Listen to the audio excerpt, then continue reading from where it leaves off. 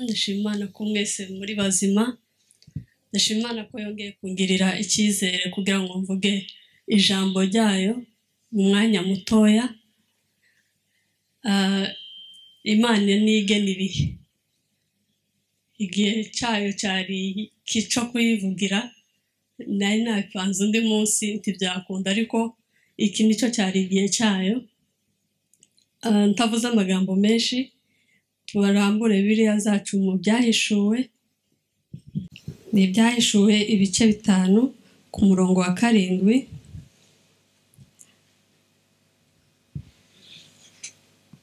Ibyahishuwe 5 umurongo wa 8. Dusome mu izina rya Yesu. Aravuga ngo amaze kwenda icyo gitambo bya bizima 4 n'abakuru 24 bikubita imbere y'umwana w'intama bafite inanga n'izabya z'izahabu zuzuye imibavu, ariyo y'amasengesho y'abera. Terime y'uyu munsi nayihaye ngo imbaraga z'amasengesho cyangwa agaciro k'amasengesho. Ni agaciro k'amasengesho. Twongere dusome muri icyo gice, muri icyo ibyahishuwe 8 umurongo wa 4.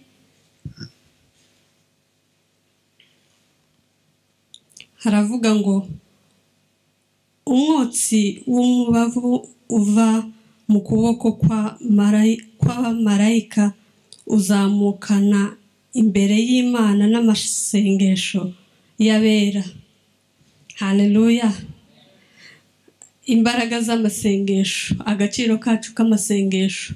Ajya amasengesho ujya usenga, ajya amasengesho tuza dusenga, ntabwo azapfa ubusa. Ngo bari mu nzabya y'izahabu, kandi ngo ni impumuro nziza ku Mana. Ni akantu kaba gahumura neza imbere y'Imana. Ya masengesho uzusenga ntazapfa ubusa. Abari mu nzabya y'ibumba y'izahabu, haba hari ahantu agenwe yabikiwe. Iyo aje imbere y'Imana aza umubavu uhumura neza imbere y'Imana. Haleluya. Imana idufashe twumve rino jambo kuko nararihawe.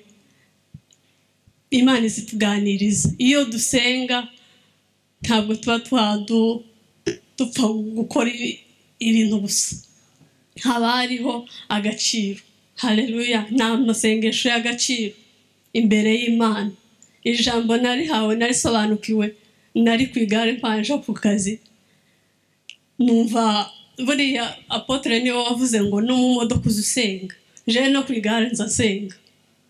Usenga uzumva hajemo indirimbo mu mutima wawe ukaririmba, uzumva hajemo isengesho mu mutima wawe ugasenga. Iri jambo ndarihabwa, ndavuga ngo imbaraga z'amasengesho. Ya masengesho uzurara usenga, ya masengesho uzugenda uhawe usenga, ntazapfa ubusa.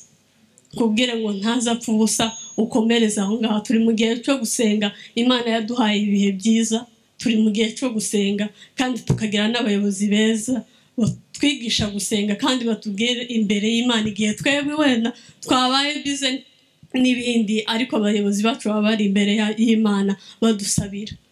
Rero natwe tugomba gukora icyo kintu, tukaza dusenga, kuko amasengesho yacu ntapfa ubusa. Ikindi Satani zirwanya ni amasengesho y'umukiranutsi, kuko azarwanwa, kuko Satani azabona ko ayo masengesho afite agaciro imbere y'Imana, ko ari buhindure. Satani ziguhoza mu tuntu, uri bize, uri gukora iki, tushobora gusenga, ntubona ko izi kwereka ibintu byinshi, ikakwereka ko udafite umwanya wo kuja imbere y'Imana.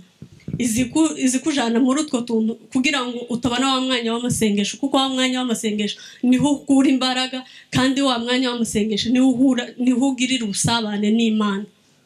Mureke dukomeze dusenge, ndababwira nibwira naje soko nje nabigezeho, ndagira ngo mbatere inkunga dukomeze dusenge, kuko amasengesho yacu ari mu nzabya y'ibumba y'izahabu, ni umubavu uhumura neza imbere y'Imana. Haleluya. Ko murabyumva ariko ni umubavu uhumura imbere y'Imana, uza kandi ugahumura neza. Iyo umuntu aciyeho yiteye agaparufe keza, uvuga ngo ariko kurahumura neza wisize akantu keza. Ibaze noneho yamusengesha uzurira rurira yamarira yawe, ariko bari umubavu uhumura neza imbere y'Imana, nubwo yotinda gusubizwa. Kubwira ko ari mu zabya y'ibumba imbere y'Imana, hari umunsi kagahumuro kazaza imbere y'Imana ikavuga ngo yo yamasengesho ya runaka, reka nyibuke mukorere kino ico yansabye.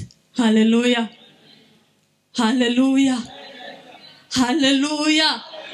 Imana yacu ni nziza, Imana yacu irakomeye, Imana yacu irahambaye. Uwo vuga Imana ntiyo ivuga ngo irangize. Ubugari bwayo ni burebure, ibyo dukorera ni birebire. Ndashima Imana kuba yambaye uyu mwanya wo kuvuga rino jambo. Ahari sinorivuga ngo mubashe kubyumva cyane, ariko Imana iribasobanurire uko amasengesho yanyu atazapfa ubusa, ahubwo ari mu nzabya zibumba. Imana ibahe umugisha. Amen.